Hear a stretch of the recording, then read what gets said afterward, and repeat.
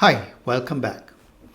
In this session, I'd like to talk about extending approaches we've used to value individual stocks, intrinsic valuation or discounted cash flow valuation or pricing, and see if we can use that to value and price the market.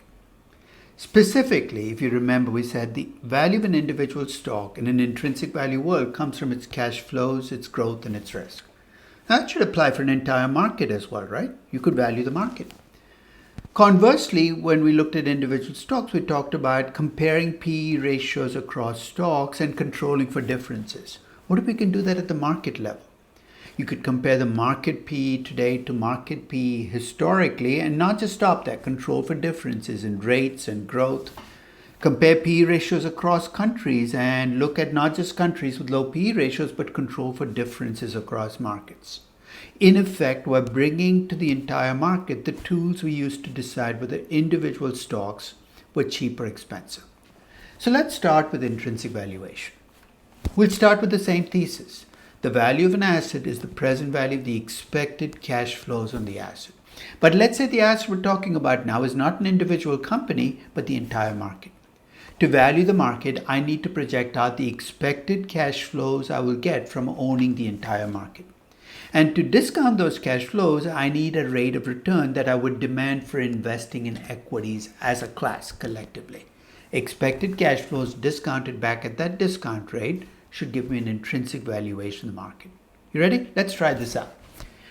On January 1st, 2025, the S&P 500 was trading at 5881.63. Now, that index is composed of the 500 largest market cap stocks in the US.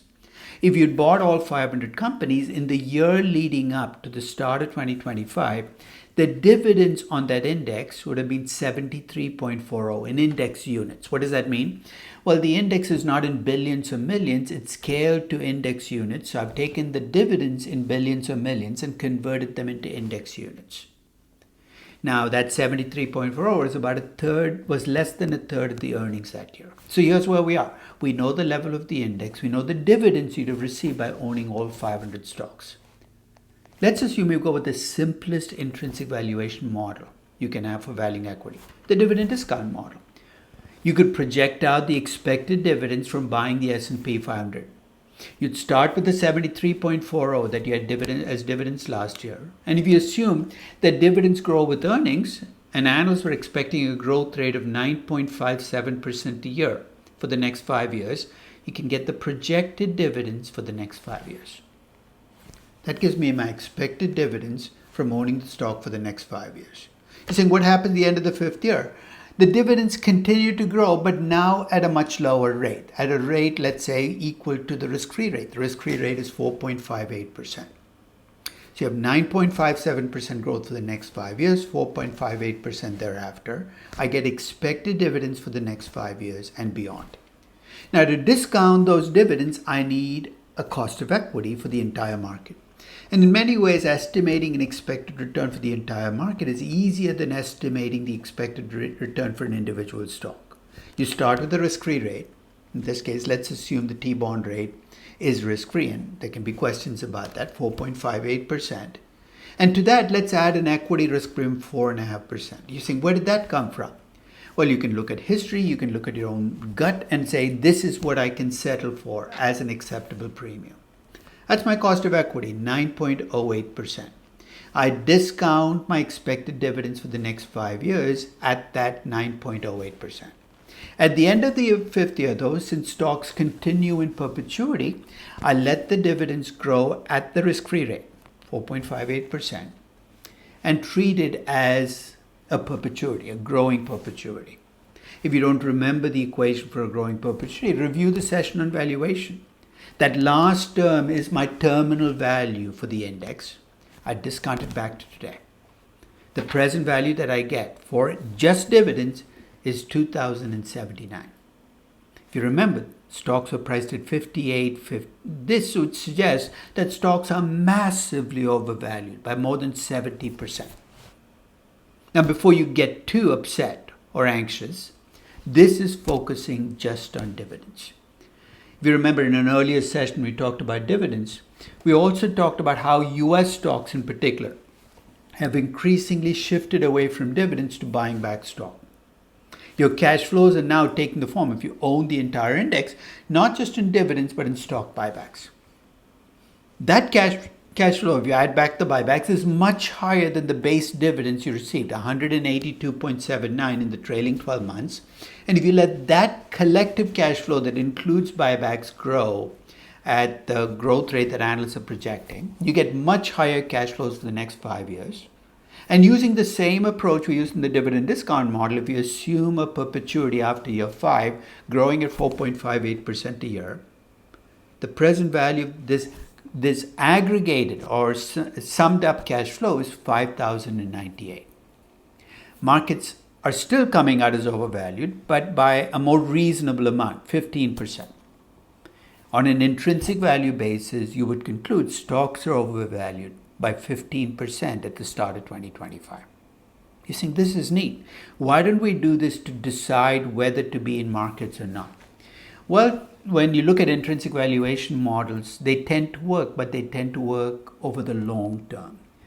In other words, if you find stocks to be undervalued using an intrinsic value model, there's no guarantee it'll correct the next year. It might not even correct over the next 5 years. It might do it over the next 10 years. And there's a cost you face because you're not sure about the timing. Let's say you did an intrinsic valuation of the S&P 500 in 2014. And you concluded stocks are overvalued. So what do? You sell all stocks because you don't own overvalued stuff. You know what? You'd have been out of stocks probably for the next 8 years. You're going to be out of the market while you're waiting for the market to correct. And this becomes the question.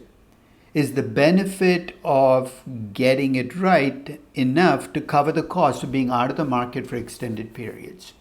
There's also the problem with intrinsic valuation models that there might be a structural shift going on where people's risk premiums are coming down, where growth is going up, where companies are becoming more efficient. You haven't captured it in your numbers. So intrinsic valuation models are tricky to use in timing markets because even though they might be right in the long term, a long term might be it might take enough of your portfolio that you're trapped in cash while you wait for that correction to happen. So intrinsic valuation, let's move on to pricing. In pricing, you look at what stocks are priced at and you compare them either to their own history or to other markets. You could argue that pricing is a lot more flexible than intrinsic valuation because you don't have the assumptions about cash flows and discount rates you need. In the context of pricing, there are two ways you will see pricing used in market timing. One is to compare the pricing of stocks today to the pricing historically. We started on this in the mean reversion discussion in the last session, but here we're going to dig a little deeper. Or comparing the PE ratios across different markets, but the key when you're pricing is you control for changes over time. So here's what I'd like to do. I'd like to go back to a chart we've looked at already, where we looked at PE ratios across time in the last session, but there we talked in the context of mean reversion. Here I've inverted the PE ratio and presented it as an earnings to price ratio. That's the blue line you see there, the earnings yield. I've superimposed the T-bond rate each year. And if I just stopped there and I showed you those two lines and asked you, do the two move together? Your answer is, of course they do. And that should come as no surprise. When rates are high, stocks are priced lower, and stocks are priced lower, the earnings to price ratio is higher. And when rates are low, stocks are priced higher, and the earnings to price ratio decreases. You're saying, so what? Now, if you're a believer in mean reversion, you'd stop here. And in fact, we saw people use the Fed model where they compare the earnings to price ratio to the T-bond rate. I'm going to dig a little deeper here. I'm going to also bring in the difference between the T-bond rate and the T-bill rate into this as in the columns. What does this capture? The slope of the yield curve. Now let's bring some statistics into play. What am I trying to do? I'm trying to explain the changes in earnings to price ratios across time using the level of rates and the slope of the yield curve. And the first step I do is I do a correlation between the earnings yield and the T-bond rate. What do I discover? The two move together. No surprise, right? You saw the graph. And historically, when the T-bond rate is much higher than the T-bill rate, the slope of the yield curve has mattered. And there the relationship is negative. the more downward sloping or flat or downward sloping the yield curve, the worse it is for stocks. Now, that's a correlation, but it's of correlations that are tough to trade on. So I've taken that correlation and run a regression of the earnings to price ratio against the T-bond rate and the difference in the T-bond rate and the T-bill rate. Using 1960 to 2024 data, here's what I find. Every 1% increase in the T-bond rate increases the earnings to price ratio by 0.56%. It's kind of messy because earnings to price ratios are inverted PE ratios. So when earnings to price ratios go up, PE ratios go down. So as T-bond rates go up, price earnings ratios decrease. I threw in the T-bond rate and the T-bill rate, and the relationship is negative. As the T-bond rate becomes higher relative to the T-bill rate, my earnings to price ratio decreases. In other words, PE ratios tend to be lower with flat or negative yield curves. But before you get too excited, notice that the T statistics measuring significance is close to zero. The yield curve no longer seems to have any explanatory power in explaining PE ratios. You're saying no longer? Or what are we talking about? If you go back to 2008, you ran the same regression, then the T-bond rate minus the T-bill rate, yield curves had a much stronger explanatory power before 2008. Something has happened in the last 15 to 20 years where the link between the yield curve and stock prices seems to have broken down. There is actually this rule of thumb that people use on Wall Street. When the yield curve becomes downward sloping, it's bad for stocks. That might have been true in 2000 and 1995 or 1985. It is no longer true today. They're saying, how does this help me time markets? If you plug in today's T-bond rate and today's T-bill rate into this regression, you get a predicted earnings to price ratio today. I'll tell you what it worked out to. For me, it worked out to be about 5%. What does that tell me? Given the level of rates and the T-bill rate today, but T-bond and T-bill rates today, the earnings to price ratio should be 5%, which translates into a PE ratio of 20. If you remember, the PE ratio today is about 23 to 24. On a pricing basis, after controlling for the level of rates, stocks are still overpriced.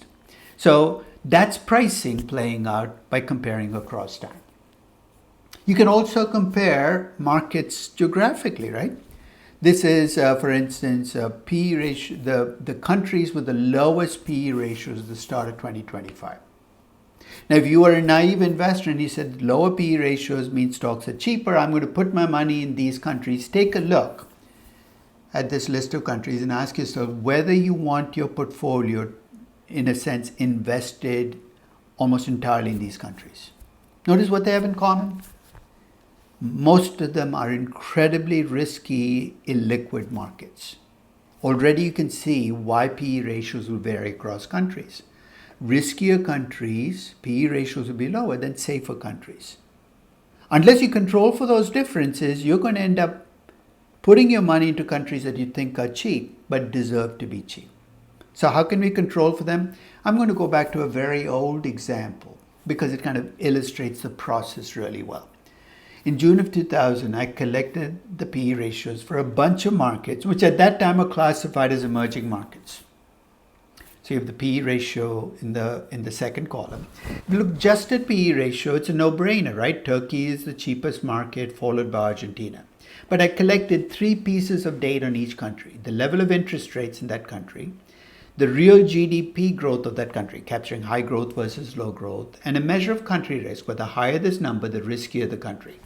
And here's my prior. Riskier countries should trade lower PE ratios than safer countries. Countries with higher growth should trade at higher PE ratios than countries with low growth. And countries with high interest rates should trade at lower PE ratios. Intuitively, you can see why. You're saying, how does it help me decide where to put my money? Again, I went back to my statistics class and I looked up the chapter on multiple regressions. What am I trying to explain? Differences in PE ratios across countries. That's my dependent variable. What are the 3 variables that I think affect PE ratios?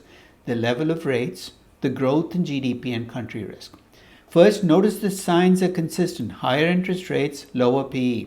Higher growth, higher PE. Higher country risk, lower PE. I got lucky. That doesn't always work out with the data. I'm getting consistent relationships. The R squared is not bad. It's a small sample, so I'm going to take it with a grain of salt. But I can use this regression to get predicted PEs for each country. You're saying, what are you talking about? Let's take Turkey, right? I could take the level of rates, the GDP, real growth, and country risk, go back to the regression, plug in Turkey's numbers in, get a predicted PE. I get a predicted PE of 13.35. Much lower than my predicted PE for Hong Kong or for Mexico, but still higher than the PE that Turkey is trading at. Turkey looks cheap even after I control for the high interest rates, the low growth, and the high country risk. And that's the advantage of being able to control for differences. Now, you might not be comfortable with statistics. You might not like running regression. That's perfectly okay. You can still ask those questions, right? Because when you compare PE ratios across countries and you see a country with a low PE ratio, before you jump in, you might want to at least check for high interest rates and low growth and high risk, because that might explain that PE ratio. So if you think about using fundamentals, either in their intrinsic value form or in their pricing form, remember that there are limitations. One is you're looking at the past to make a judgment about the future. And to the extent that there's been a shift in that relationship, you're not going to catch it. And if you want to improve your odds of success, you want to get creative about capturing those variables that might explain the shift. So I'll give you an example. Let's assume the reason you think the link between yield curves and stock prices has dropped, that link has become much weaker after 2000, and you think the reason is because of passive investing. I don't think it is, but let's say you do. That the amount of money going to index funds is what you can actually look at the percentage of money in the market that is in index funds, throw that into your regression as a variable. And that might explain the shift. And that means you're no longer talking about something after the fact, you're bringing into the analysis. And with both intrinsic valuation and pricing, assuming you make a judgment, you have trust in that judgment, you want to buy or sell based on that, the longer your time horizon, the greater your chance of success. I hope you found this session useful, and I thank you very much for listening.